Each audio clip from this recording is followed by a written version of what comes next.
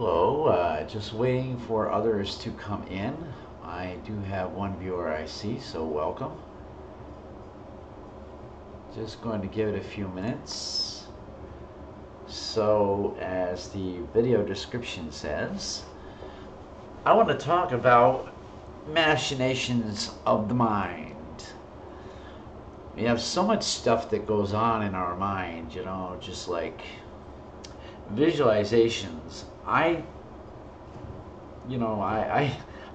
fall into mine a lot where I'll just start thinking on something and all of a sudden I got like a whole thought process going on in there of that one thing, whatever it happens to be.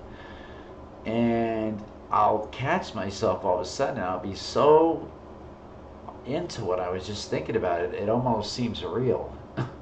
And then I have to tell myself, well, it's just like, it's fantastical thinking. I have to remind myself it's just like a fantasy that I concocted in my head. It ain't real, you know. But it almost feels real while I'm thinking on it. So, and this could be, it could be a little bit of a trap when we're talking about, you know, being involved in magic and witchcraft and being in the path that we're on, because it opens up our creative centers. And it also, if you're not careful, it can lead to psychotic breaks. You know, if you're not careful, if you're not, say, instructed properly about what's going on, you know, it could lead people into you know, a psychosis, so to speak.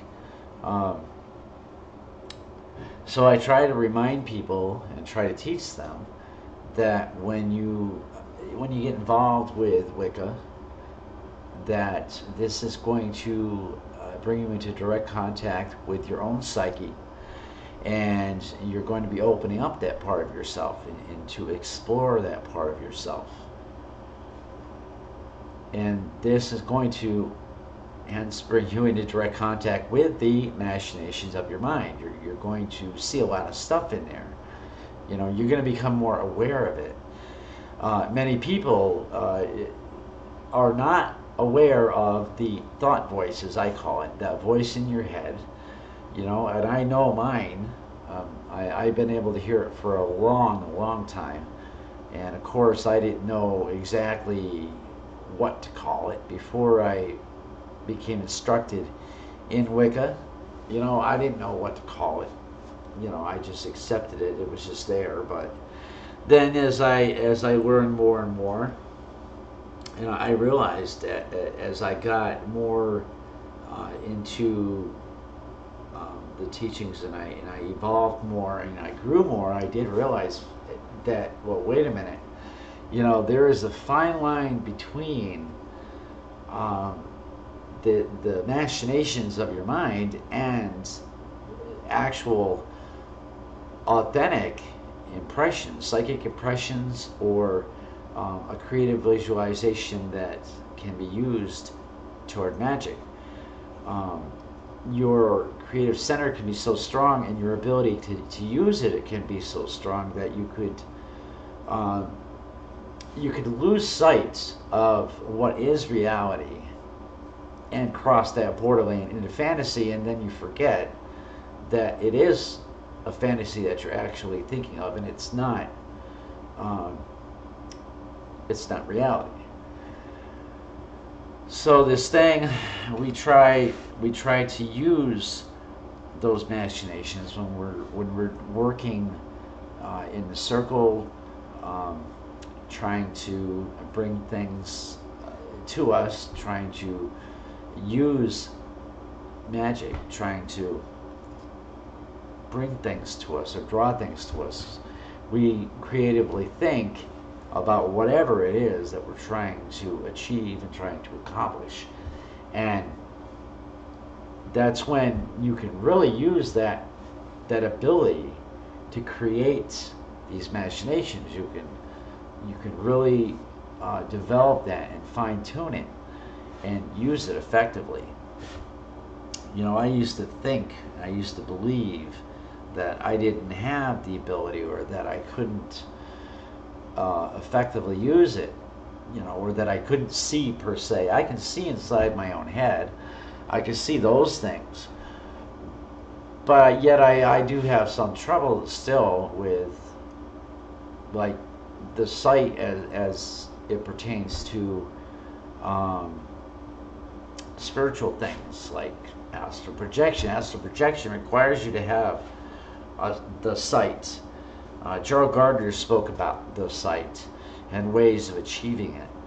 And I still don't appear to have that level of sight yet. And if I've ever astral projected, I'm certainly not aware of it. But yeah, it can get confusing, that line between fantasy and reality. It's a very thin line, especially when you are walking in these ways, and you become aware of that, and you start to develop your creative centers. You don't want to lose sight of the real purpose and the real intent of why you came here. And I came here because of the want and the need and the desire to grow spiritually. And it was even more than that, and although I didn't know it at the time, but there was more to it than just that spirituality. It also was a desire to know what lies beyond this reality here. We can access other realities, but that, again, it's a fine line. There are spiritual realities. There's spiritual realities, but then there are those machinations of the mind. How do you tell the difference, though? How do you begin to tell the difference between an actual spiritual reality that is not part of this physical reality and, the fascinations and machinations of your mind? And it's not easy to tell somebody. How you tell the difference between every one of us is different. And I can tell myself, I know what's going on inside my own head, and I can tell the difference between, something I might be fantasizing about and a authentic type of spiritual impression or psychic impression. Excuse me one second.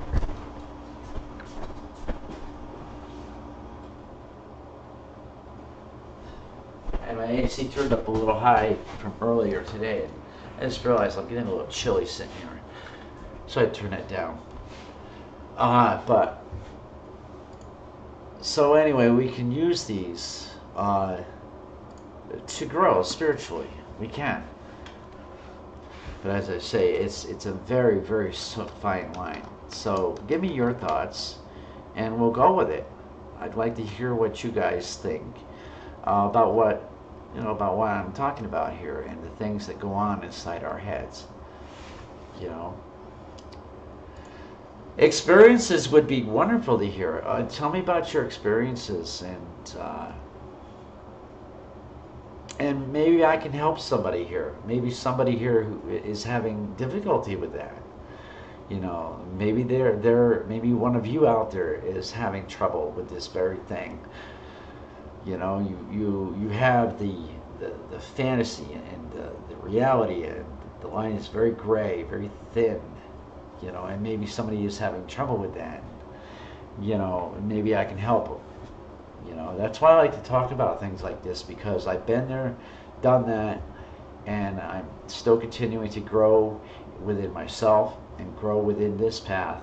And I'm always thinking about my psyche and my mentality, and always reminding myself of those times when I'm just doing like a fantasy type of thinking. I remind myself that yes, this is just fantasy thinking in my own head, has nothing to do with this physical reality here. And I think that too is a key thing, is being able to catch yourself when you're thinking on a fantasy level, and reminding yourself that it is a fantasy level and that it doesn't have anything to do with this reality here. And if you can do that repeatedly, just remind yourself all the time. It becomes easier and easier to not do it so much, or to tell when you're having that kind of thinking. My own machinations are just wild. They're out there. They're really out there. And it was today I was out walking a dog, and I was having a machination. That's what really kind of spurred me to come in here and talk about it tonight, was that I was having one earlier today.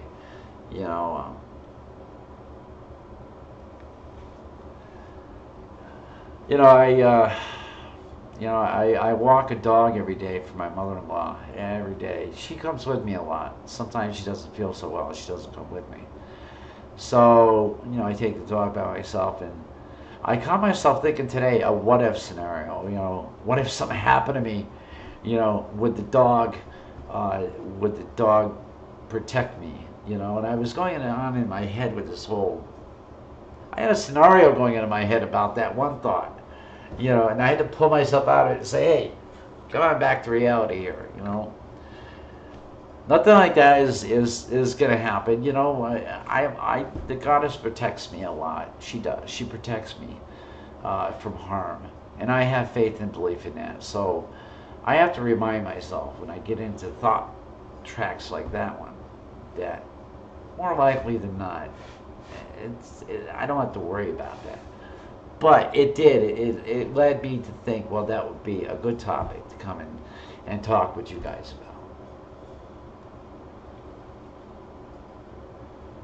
What did you say, Marcus? You said perhaps insight can be gained through trig functions, as well as angular relationship between planets, signs, and houses. Or were you talking about something else? Oh, you were talking to somebody else. Okay.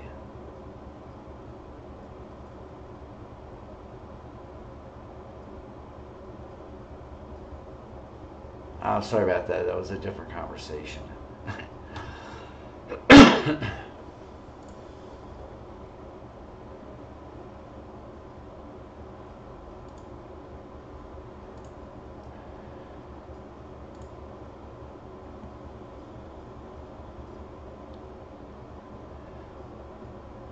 So the ability to create entire scenarios, I think, and I believe the ability to see within your own self, within your own mind, it could be latent, it could be just there, and it could be strengthened.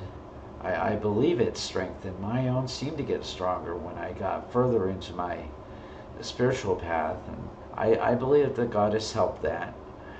She's the one with the psychic gifts, so I think she helped me out quite a bit with this thing. The fantasy thinking and the being able to tell between that and this reality and coming back to this reality. And one must do that. You can't allow yourself to slip into that. As I said, that can start a psychosis, and then then we have like maybe schizophrenia setting in or something. You don't want to do that. I've heard so many times over the years, and I've met a lot of people who unfortunately they don't know. They hear the voice, but they can't identify it. They're not aware that it is their own voice. And that is unfortunately, that's a schizophrenia right there, is because they can't, they hear a voice, and they might hear more than one, or think that they hear more than one, and they don't know that it's within their own selves and it's their own voice. And if it seems like more than one, it could be just the varying aspects of your own self, your own personality, speaking within your mind. So one always has to be careful. And again, I try to impress that upon my students and teach them about these things. Because more often than not, and I've seen it myself, when people teach these ways, they don't even talk about, it's like they don't talk about the mental aspect, the psychological side of it. You know, it's not talked about, it's not taught, and I'm like dumbstruck. I'm like, why wouldn't you teach these things? You know, because it happens. This is a psychologically stressful path, and I will hold no bones about that. I will tell that to people, that this is psychologically stressful. But it's only because you are coming in direct contact with your own self. You're not trying to deny yourself. You're not trying to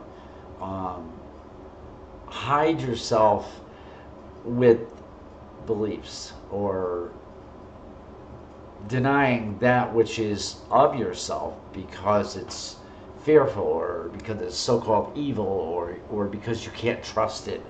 You know, I know there are other spiritual beliefs that teach these things, that you can't even trust yourself, and you know, don't listen to yourself, and you can't trust that, and you know, place your trust in God, and that's all you need to think about. Well, you know, the essence of God, I believe, is in her creation, and we are part of that creation. So the essence of God is within us.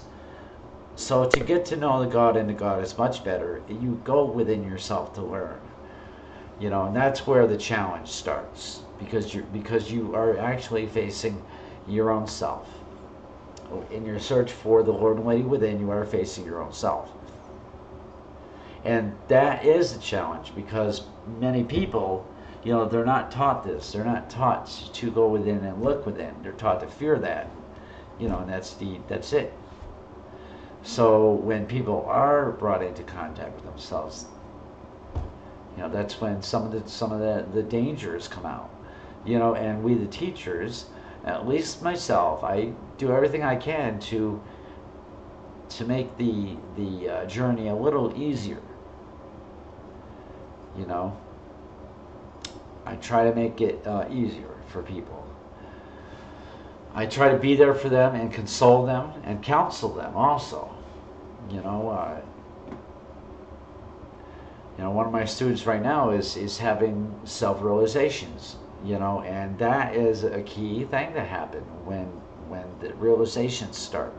When they start realizing things within themselves without having to be told, that they, you know, when they come to themselves, and you can't tell somebody about their own realizations.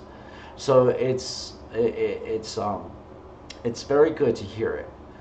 You know, and so that's where I can really shine. When they start to have the realizations, I can help them. You know, I can't help them until that point, unfortunately. I can tell them that you have to do these things. You know, you need to look at yourself and study yourself.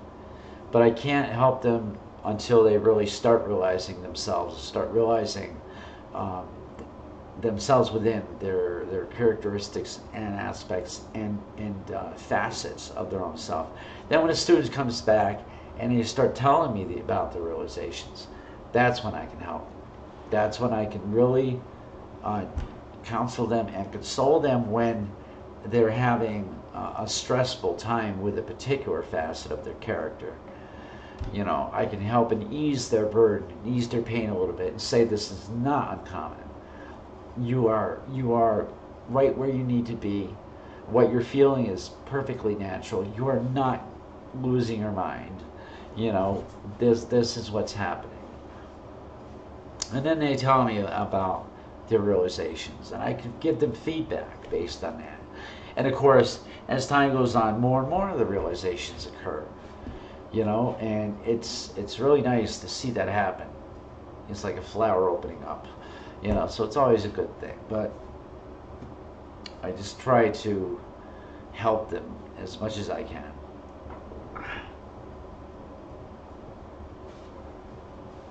Okay, so Marcus says the key becomes the ability of the individual to check and challenge and control the imagery and the reality, as well as what arises from within them, need to be not only mentioned, but techniques to do it must be taught. That's right. Meditation. Meditation, meditation, meditation. You know, that is one of the key techniques to self-actualization, self-realization. These things that you come upon you, that's when you really do need to meditate a lot. When you start having those realizations, because then you can study them as they're coming to you. You study them through your meditations. And the more you do that, the more comfortable you will become with your own self. So that when more and more realizations crop up, you can take them in stride and say, wow, there's another one. Cool. You know?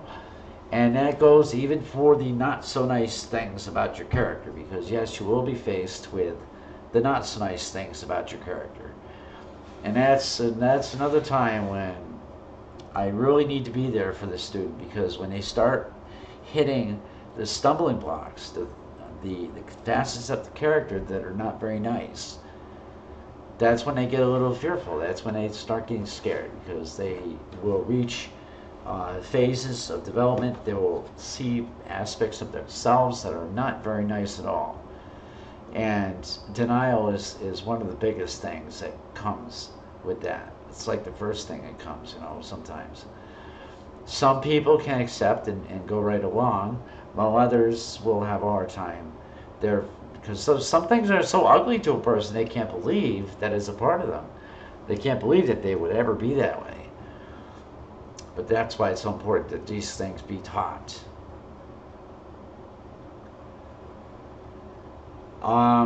Marcus, could you please expound on what you just said?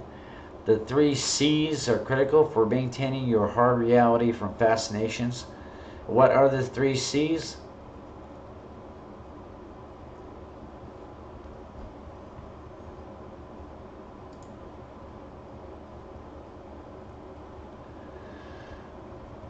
Jake Cross has asked me, have you had spiritual experiences that you consider dangerous, stressful, etc.? Well, I'm trying to think of any in particular. Just coming into contact with my spirituality in the very beginning, the contact itself, never mind the particular experiences thereof, the act of exploring spirituality at first was stressful, because things to me seemed to be couched in riddles. You know, even my teachers, the things that they said at first, was a riddle to me. I didn't understand anything they told me, really. I was a difficult student. You know, always why. Always the why and wherefore, you know. But as time went on, of course, and I grew, I was able to accept the spirituality and accept the experiences that I had. I'm really trying to pull one out of my hat, an experience that I might be able to relate that was stressful for me. Dang, so many years have gone by and so much has happened in my growth and progress on this path that I'm drawing a blank because of I'm trying to talk on this subject and I'm trying to do 2 things at once. My brain is kind of difficult right now. But the imagery can be seen, that you see inside your mind, it can be so very real.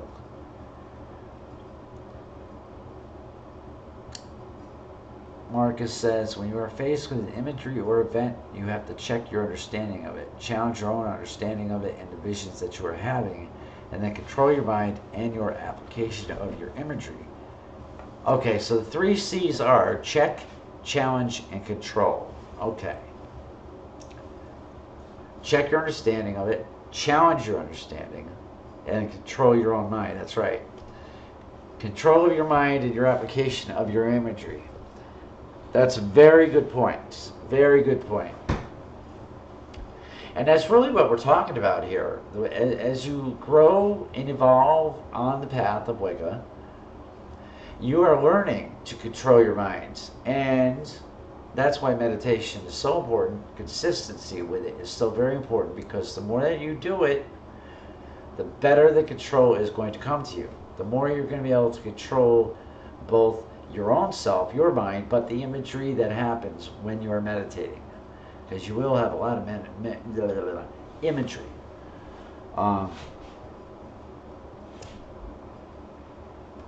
So,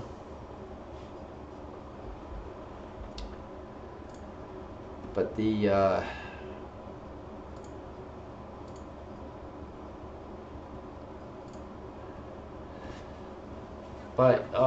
so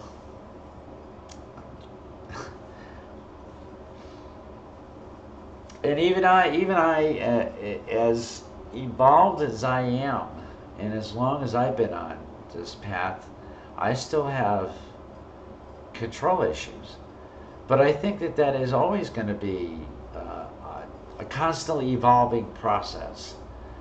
You know, you're always going to be learning to control your own mind. And I think now that I'm saying it, I think that my particular phase where I'm at in the Wicca, having had my third and started a whole new level of challenges with my own mind, I think that is why I am now having a whole new area, a whole new all new issues, you might say, with the control part, because now I really am having more difficulty, because now it's become a whole new let's say, you know, you got the first, second, third degree, but now once I've reached the third, now I've got other degrees that I have to work with, not literally, not in a literal sense within the coven. I've done all that. What I have now is degrees within my own self, degrees of evolvement, you know, degrees of self-realization and actualization. And so teaching and instructing these things to people, also I'm teaching and instructing myself at the same time. How they react to what I tell them teaches me further. And all this is just adding up to, again, control. Helping me to control my own thought processes. Helping me to better pass along the teachings through that control.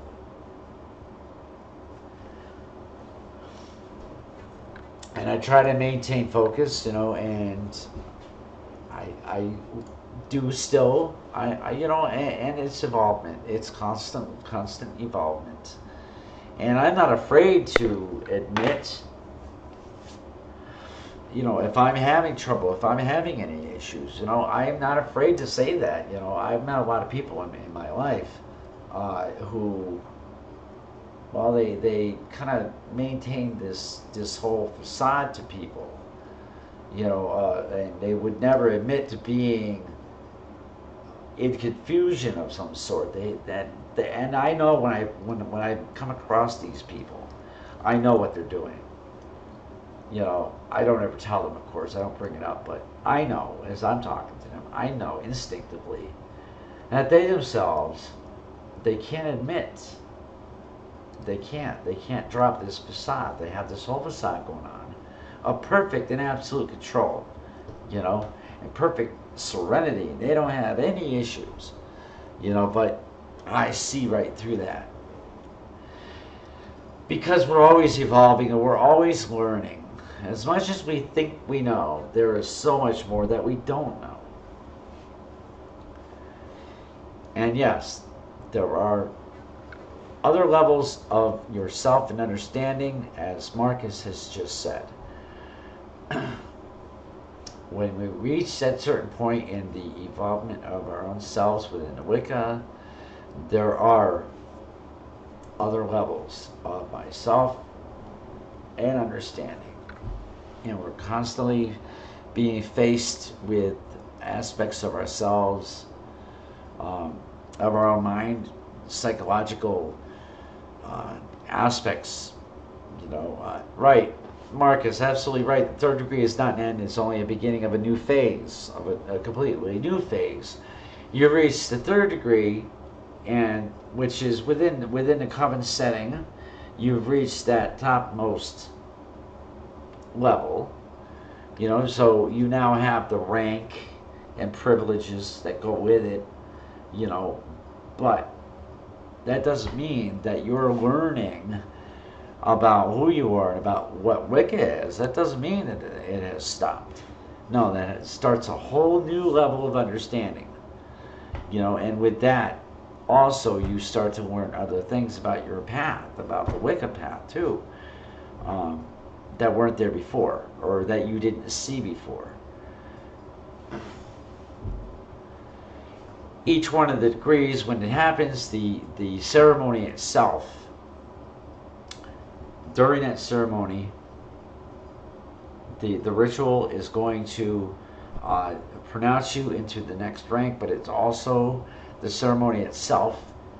The magical aspects are going to transform you within, and it's going to begin a next phase of evolvement, the next stage of lessons. And it's not something you're going to be completely conscious of at first. It's going to happen slowly, but you will. And the same with the third. When you reach that last one, it's not ending. It's beginning of a new phase.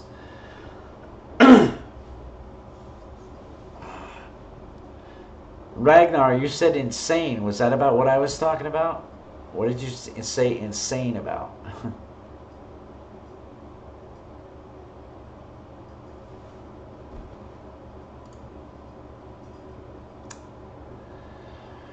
Okay, Jake Cross, do you go to the god and goddess when faced with the issues and troubles that come along? Of course, absolutely.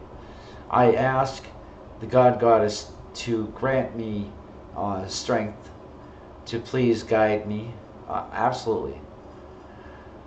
There's never not one time when I was faced with issues and troubles that I didn't go to them.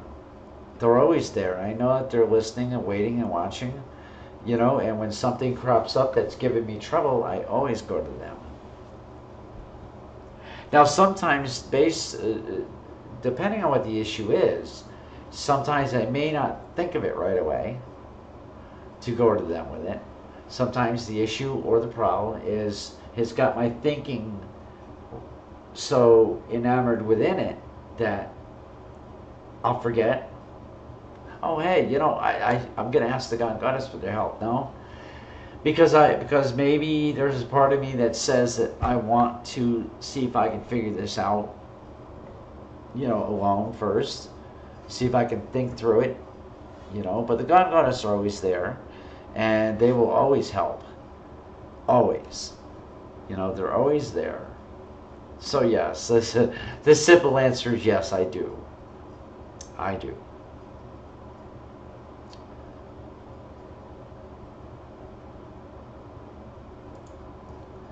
And they will always help in some way. It may not be immediately apparent or obvious, but they will always help their children.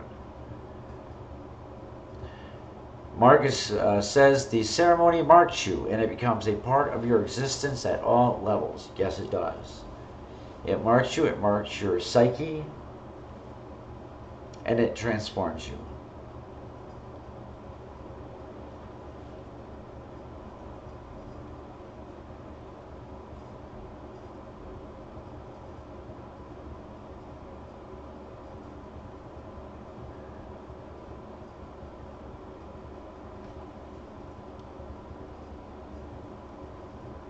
So,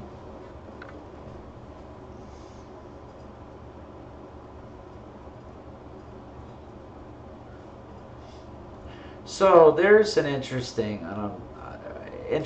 McLeod, if that's the way it's pronounced. McLeod, I'm not sure.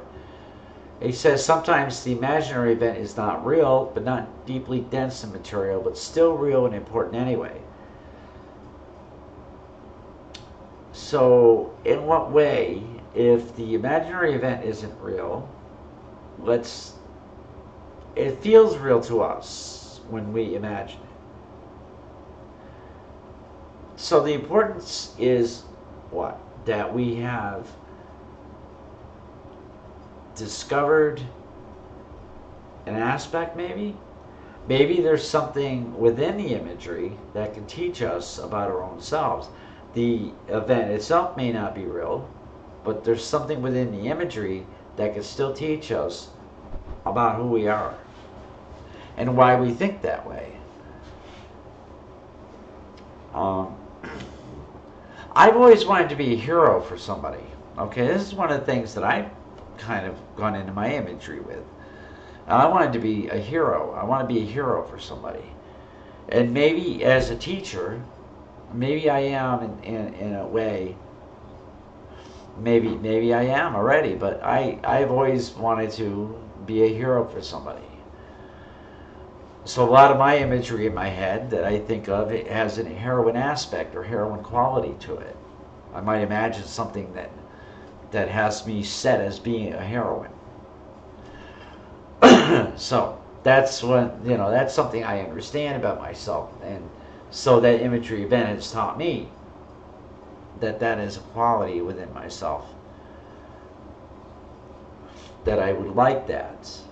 I would like myself to be in that aspect, to be able to be a hero for somebody, to help them out in a very big way. And I think that I have, by doing these broadcasts, teaching people, I think in some small way I am being a hero for people, passing on what I know.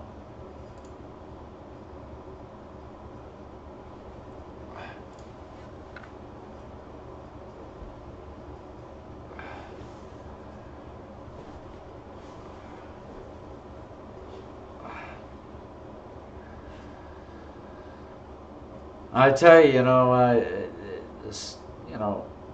there are many things, the things that we come across, the aspects of ourselves that we're faced with, the things we encounter. That they themselves, those experiences, also transform us. I believe.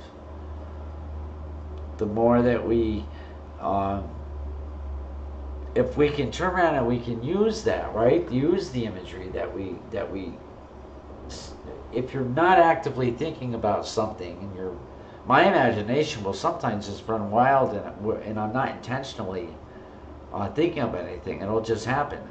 But I think if we can intentionally use that imagery as self-transformation and to achieve self-realizations, I think that is key.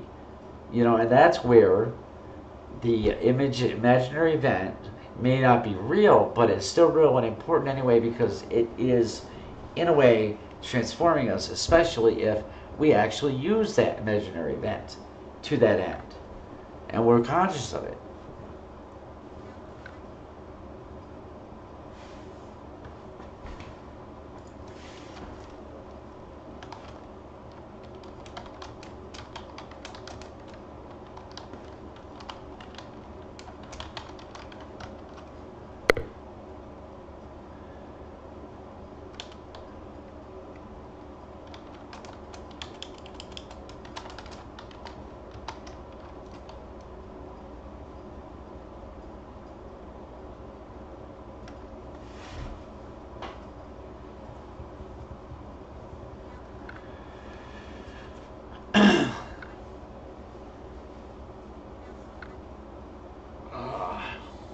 My voice is becoming very scratchy, but I'm going to talk, for a few more minutes anyway, because I'd like to get some feedback.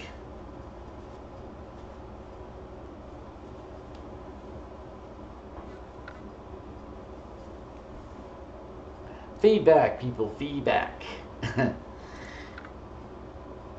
what's going on inside our own head. You know, you might even have asked that of somebody, or somebody might have asked you. I'd like to know what's going on inside your head, or what is going on inside your head. Well, in this path, you know, that becomes an important thing. What's going on inside your head? And very important.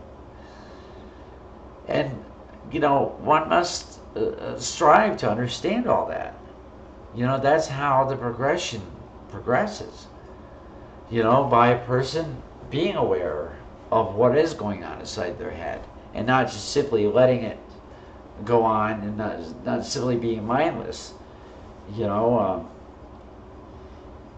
there are spiritual paths out there that would have you being mindless. So I'm not saying that that's wrong necessarily.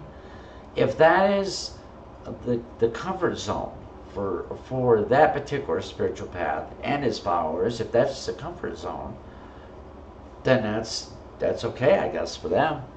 But here we teach about you being aware of your own self, being completely aware of your own self.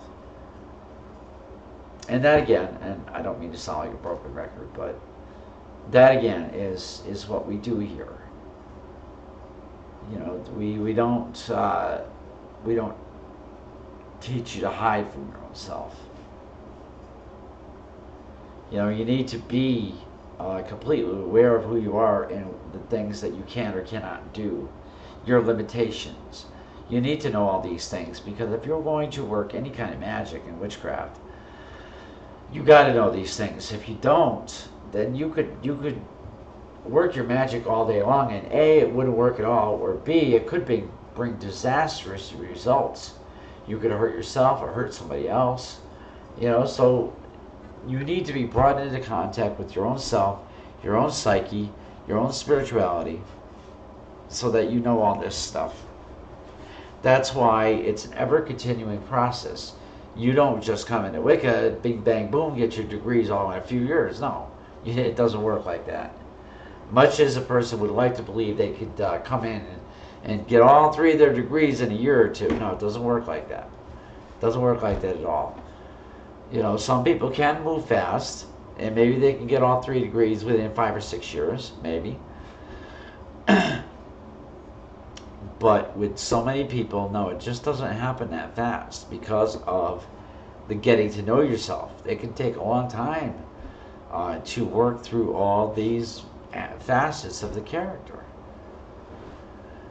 You know, and I myself, speaking of particular things that were stressful in my experiences, when I was Jake Cross, I can address that question now. Yeah, when I went to study my own dark side, that was very stressful and dangerous because I lost my mind twice. Yes, I did. I lost my mind twice while I was doing that. And yeah, I've been in and out of the mental institutions a couple of times while I was traveling in my own darkness because I got lost. You know, and I really believed at one point that I was going crazy.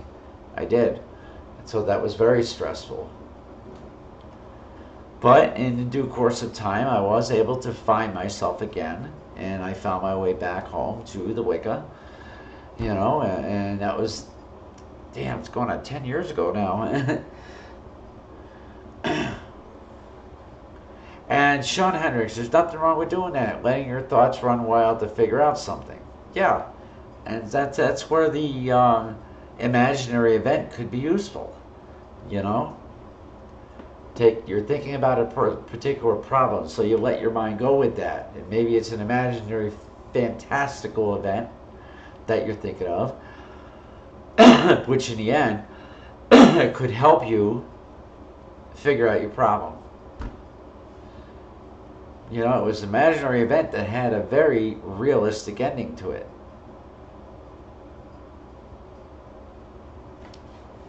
And Jake Cross, there's nothing wrong with wondering who you are all the time. There's nothing wrong with that as long as you continue to move forward. You know, I don't know where you are at, where I can't know where you are at in your path, but if you are working to understand yourself, be easy with yourself. Don't be too hard, but be faithful. You know, be faithful to that practice of learning who you are. And always ask the Lord and Lady for their help. There's nothing wrong with asking for their help. Sometimes I will, as I said, I will forget to ask them, but it's not really so much forgetting as it is I am working to understand myself by myself without, asking them for their help. And they will, I know that they will, but me, the person, I know that strengthening my character is going to be so much better if I can think through a particular facet of myself on my own, But always keep the faith, both in the Lord and Lady and in yourself. And as I said, be easy with yourself. When you hit aspects that are particularly when you have a particular struggle, be easy with yourself. Don't be too hard. You might find something very distasteful about your own character. Just take it in stride. There's no reason to beat yourself over the head because you find out, you've got some skeletons in your closet. Be easy on yourself, but also be firm and consistent with your understanding.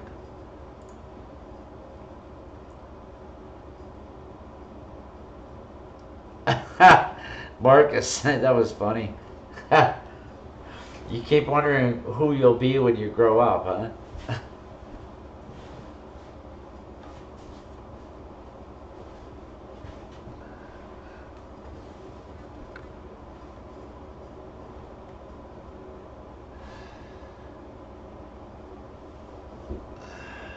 And yes, Jaded, I can understand that frustration. When is the rain going to stop? I know you guys down there in Texas, you've been given a raw deal.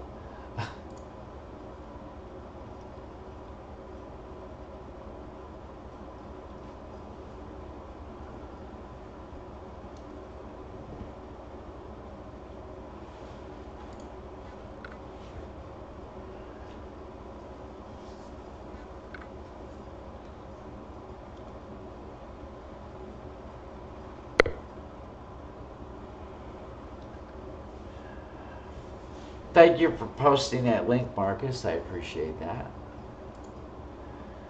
So, who else has some comments about what I've been discussing here?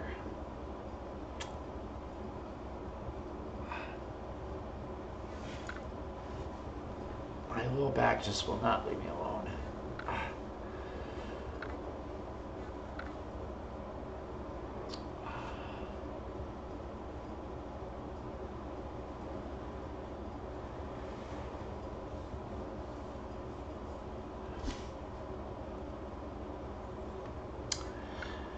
Yes, so anyway, always pushing forward when you're working to understand yourself. There are traps, and we don't realize it, but we often set traps for ourselves that we fall into. That's why it's important to me personally as a teacher to get people to understand the psychological aspects of these things, because we can get far too into these imaginary things. We set traps up for ourselves without realizing it, and we fall right into it. And that's where that borderland is. That's where it's very easy for a person to kind of fall off the rails, and go a little bit insane. We don't want that. So we work hard to make sure that the student has all the tools they need so they won't fall off the rails.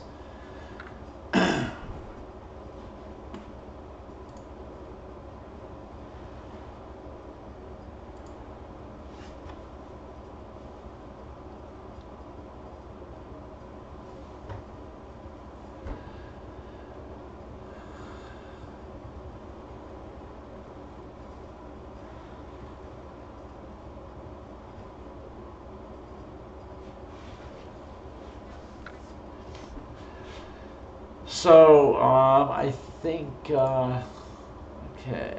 Do you use imagination and fantasy when using magic or a ritual as a tool? Oh, yes. Yep. Not so much imagining something that just isn't real. Um, Not so much that. If I understand your question right, um, I would use my imagination as a tool in magic or ritual, yes, but I wouldn't necessarily use fantasy because what is created as a fantasy is not a realism. If I'm using the imagination as a tool in magic, it has to be something that is tangible and realistic. It's got to be, if I'm imagining something, uh, it has to be a realistic imagining. I can't just do a fantasy and feed that into the ritual because it's not going to work that way. You know, if I'm working magic for a specific goal, a real tangible goal, then how I use my imagination, it has to be, I have to imagine something that's actually real. I can't just simply use a fantasy because, you know, the magic and ritual is going to the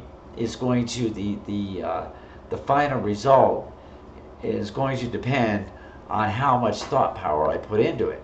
And if I'm using a fantasy thought power, then that's not going to help the magic. So the imagining has to be of a real tangible thing, like symbolism, right? Exactly. It's got to be, the symbolism has to be something that's realistic and tangible. It can't be a fantasy, so to speak. So there again, it's a fine line, right? There's a fine line between what you can imagine as being something real and tangible versus something that you imagine that is just fantasy and not tangible, not being realistic. Like anybody, and even myself, I've done, anybody can fantasize and visualize scratching a winning lottery ticket for $1 million. That's not realism, though. That's not gonna. It's not gonna happen just because you're imagining it. No. So, so that's just not gonna work. So that's where I say, you know, there's that fine line, and you have to realize, you know, the self-realization. You have to be able to say to yourself, no, that's not real. I'm just imagining that. And that's not going to help me in any way, really, except feed my need to fantasize about winning a ticket. And I do it a lot. I do. I have to admit it.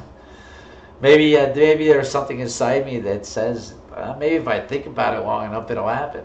I don't know. But I try to be, you know, when I'm working magic and witchcraft, the thoughts and the imagination have to be focused to the work and the goal at hand, so that thinking, that imagination, it has to be realistic.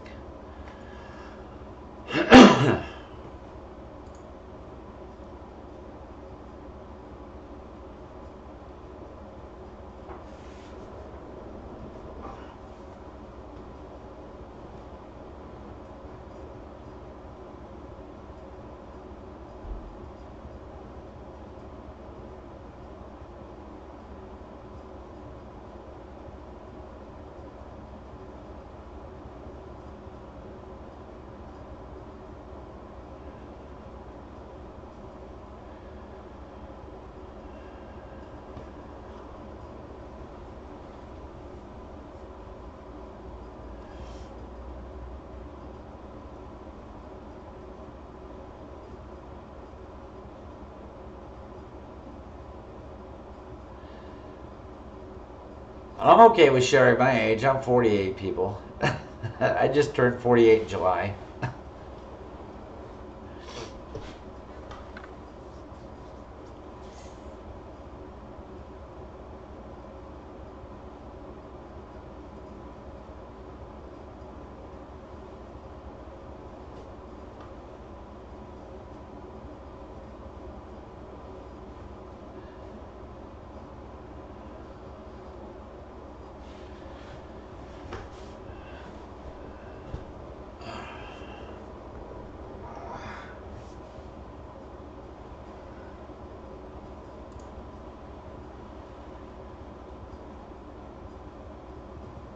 Absolutely, Jake Cross. What is possible and capable in reality? Absolutely.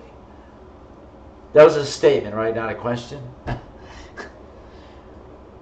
But yeah, what we are thinking about while we're in that ritual, it has to be possible and capable in reality. It has to. However, here's a good example of using fantasy um, when we're healing somebody.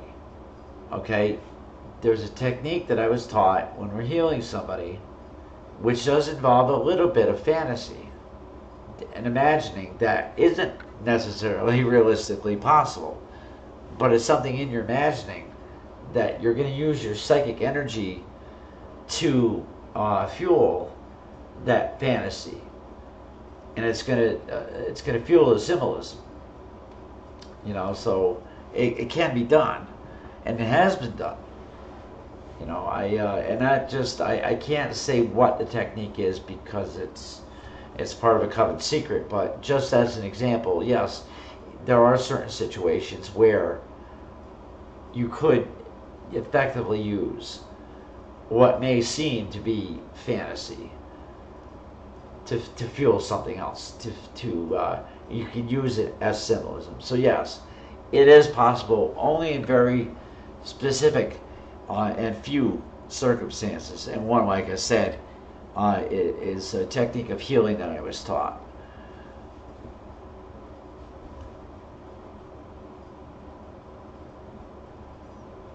I have been.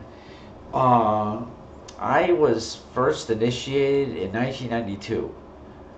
So, 25. I've been a priest for 25 years, right? Yeah. 92, 202, 2012. Yeah. Uh, 10, 20, at 5. 25 years that I've been a priest in Wicca for 25 years. Now, as far as practicing Wicca, I had left the path of Wicca for a number of years while I was studying darker aspects. So, when we're talking about actual practicing, there was the year of study, the initiation, another year I stayed on there, so it's 2 years, right?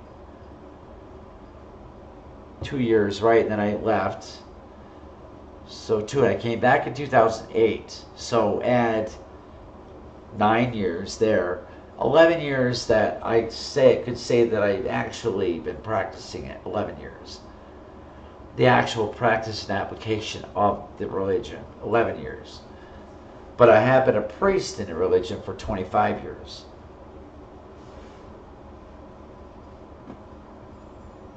I hope that answers your question.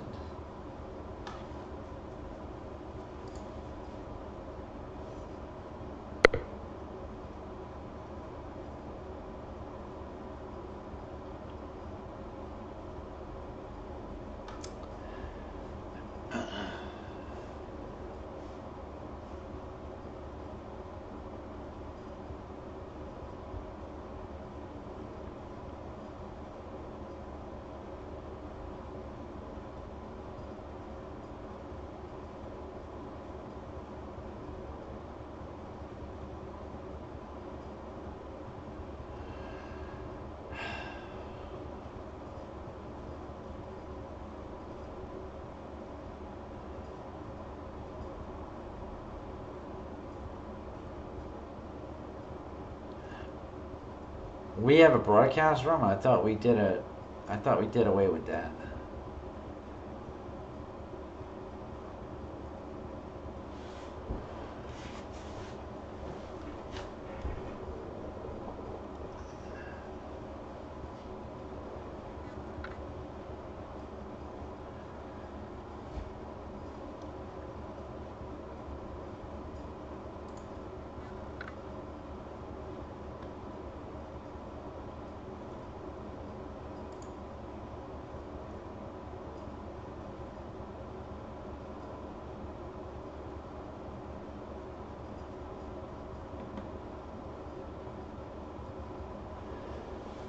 So between, I think, yeah, between 1994, yeah, roughly 1994 and 2008, I was away from Wicca for all those years.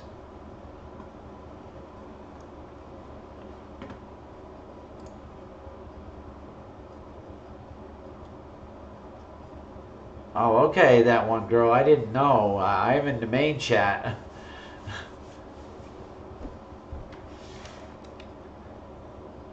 So what is that? Join uh, broadcast?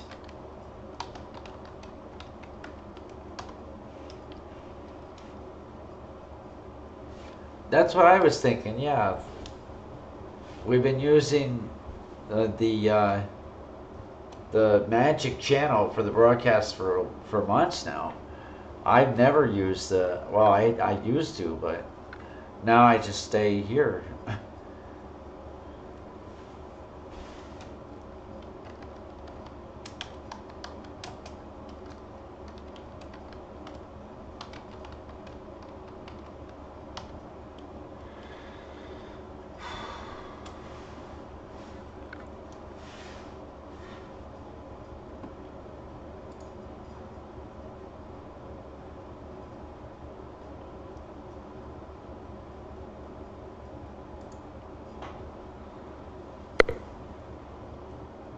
Okay, thank you, Marcus. I found it a little too confusing anyway. That's just me.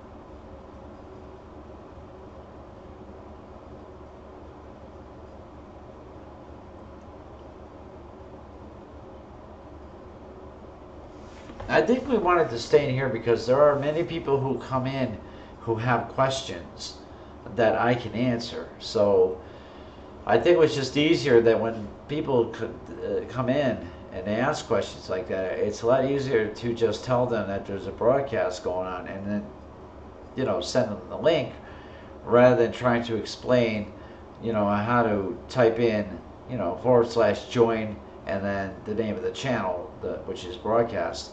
Uh, it was just easier, I think, to have it in one place, and I agree with that.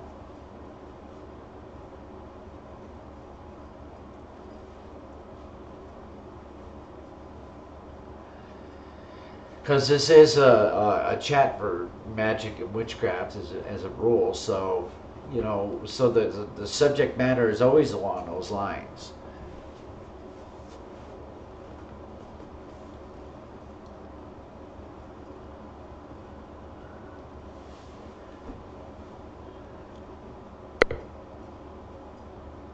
Uh,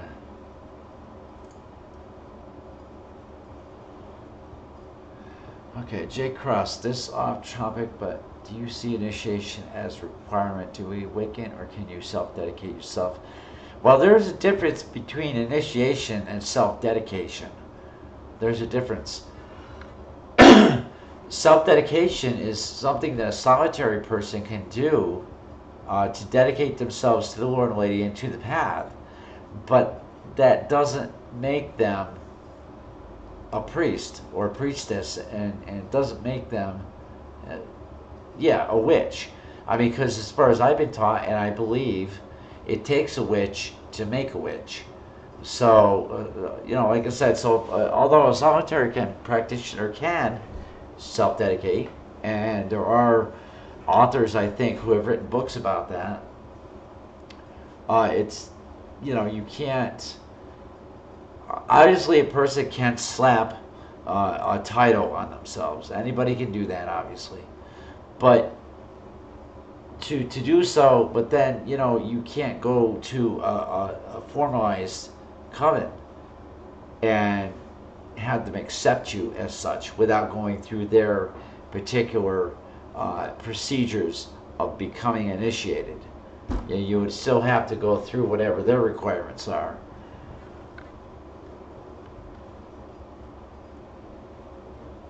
So,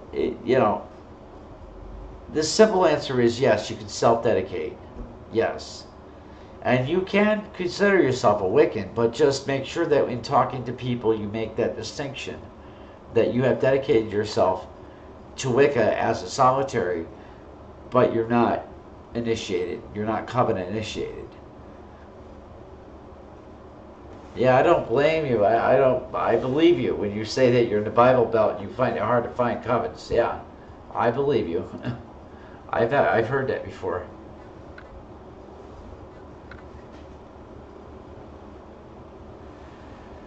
No, Jake Cross is on my YouTube channel. That's where I'm talking to him. He's in my YouTube chat.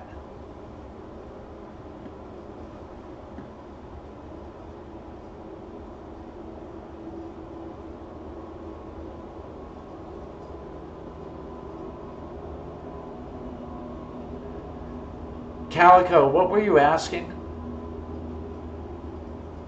Were you asking a question that you wanted to?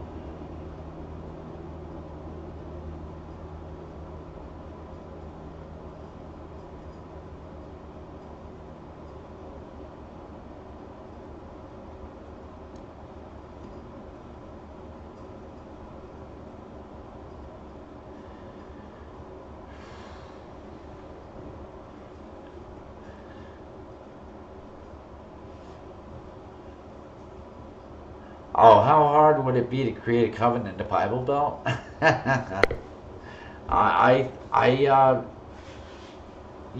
If you could find enough people who would have an interest in doing that, go for it.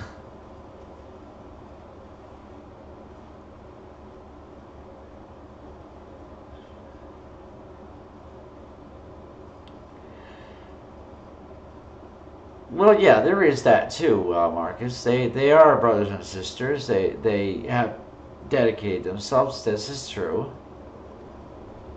But I think I was just trying to say, and I thought I was clear, but I was just trying to say that a person is still going to, if they would still have to, if they found a coven, they would still have to go through that coven's requirements for initiation.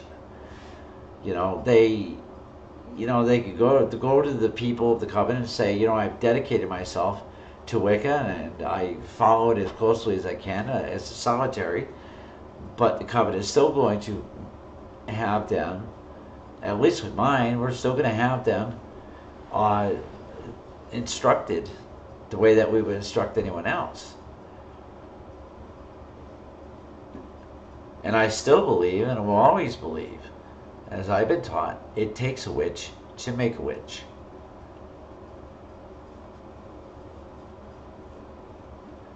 Oh, you were agreeing. Okay. Be hard to find a path in the Bible Belt. Okay, Calico, I got you. And yes, Marcus said you do it as has always been done, carefully and quietly. That's right. Hey, Hellbone Heathen.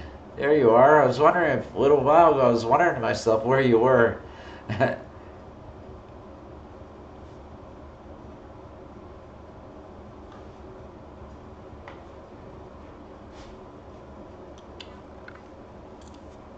Well, the problem about being online, you have to be careful.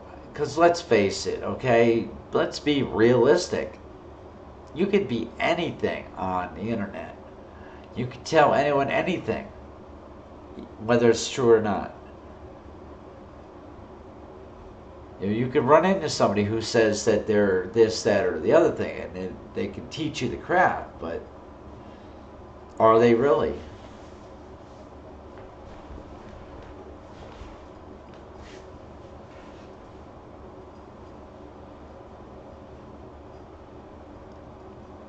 Yes, J. Cross, yes. If you've dedicated yourself and you're practicing and following the principles of being a Wicca as far as you can as a solitary, yes, you have every right to say that you're Wiccan. Just not an initiated one, right?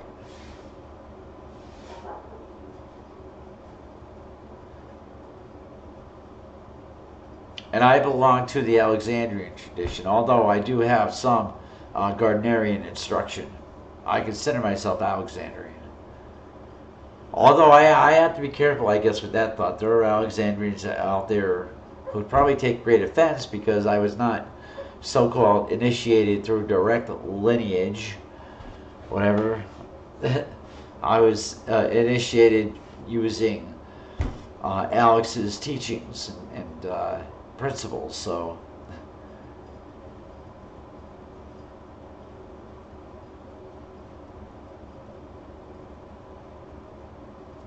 yes, how about he? That was what we were trying to clarify, and that's what we clarified.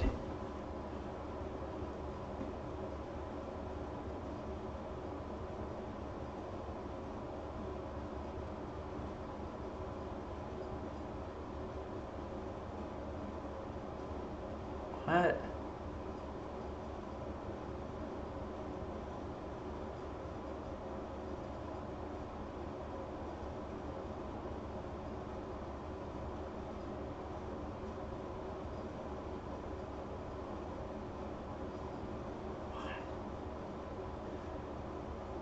Uh, you need to. What? Who is? What is this? Galender, whatever you're saying, I don't quite understand what you're saying. Transmission of the power? You need to contact the power to build in? No.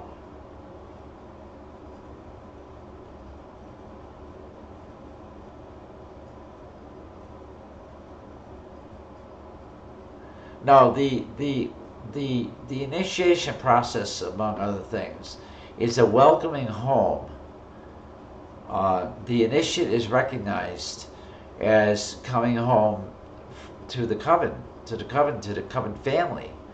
It's a recognition that they've been there before, that they have been initiated in prior lifetimes, in prior incarnations. So when they're brought into that particular covenant and initiated, they're welcomed back into the coven family. It's recognized they've done it before, they've been there before. Whatever power is acquired, a person finds within themselves, they find their power within from there.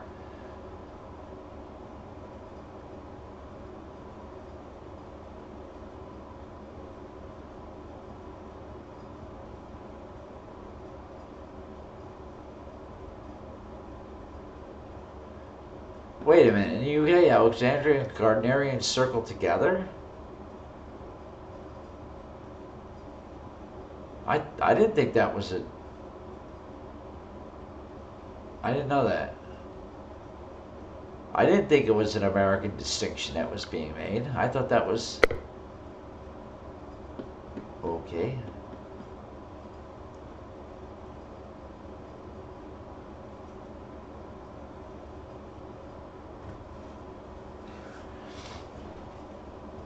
Scott Cunningham and what's the other guy?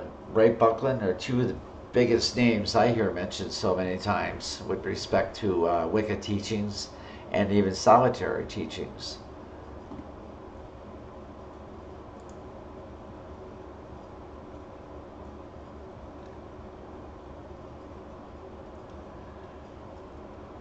And Hellbound Heathen, apparently someone in the other chat is saying that in the U.S. there has been many occasions that Alexandrian and Gardnerian are working together in the same circle. They do in the UK and sometimes in the US.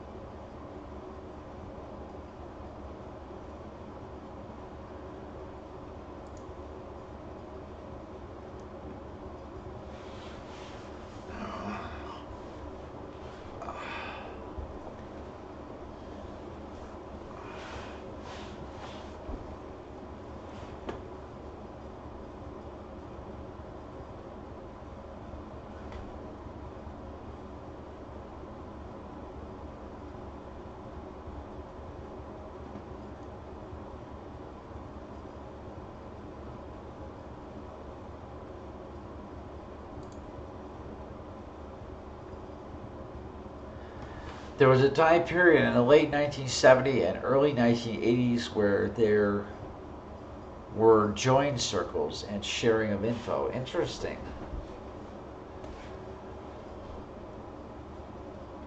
I myself haven't had that pleasure of joining in another coven circle that was not my own or that was not my tradition.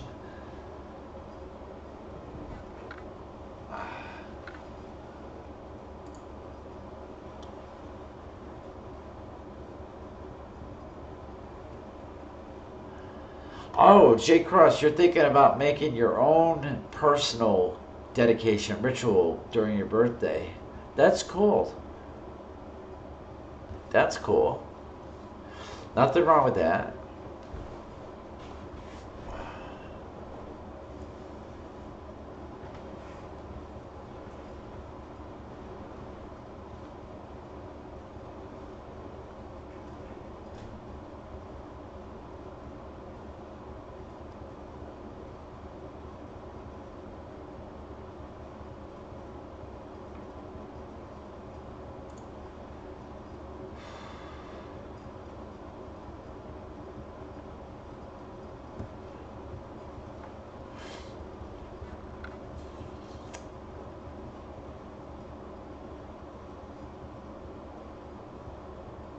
And there were initiations into other traditionalist groups as well as sharing of material during that time period. Arena, did this hurt the integrity of the material though, making it so widely available? Well, I think how it was used, or how it may have been used, um, could have hurt the integrity. That's why we're so secretive about what we teach and who we teach it to, because of that very aspect.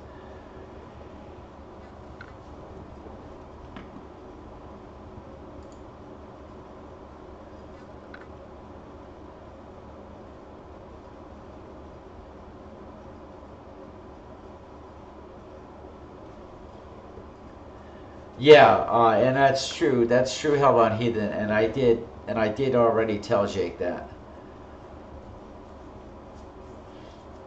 you know, you wouldn't be able to walk into a group and say you had done a self dedication and count that as an initiation. You would still have to go through the procedure with that coven.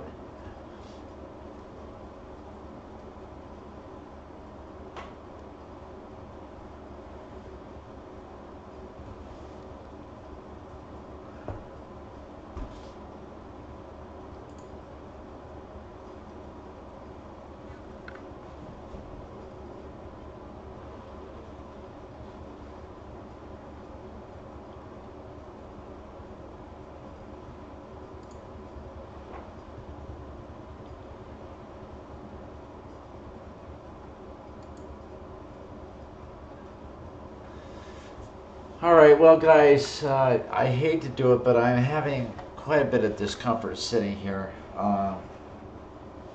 So I'm afraid that I must end this, and I have to get up and kind of move around a little bit. So, yes, Jake, and that's legitimate. You know, your relationship with the God Goddess is very legitimate to you. You know, and that's what counts. You know, and you have the leisure, because you're not in a group, because you're by yourself. You know, you know, there are certain how do I want to say it? We're not. I don't want it to sound like we're completely rigid in our thinking and in our approach, but there is a certain structure. Uh, so you know, you have that right. You do have that right, and it's legitimate to you. That's what really counts, is your relationship. All right, so yes, I'm going to log off now, people. And I will see you all again next week, of course. And we'll definitely talk about something interesting, whatever that might be. So, blessed be and merry parts until next week when we shall merry meet again. May the light and love of the Lady and Lord be upon your path wherever it takes you. Good night, everybody.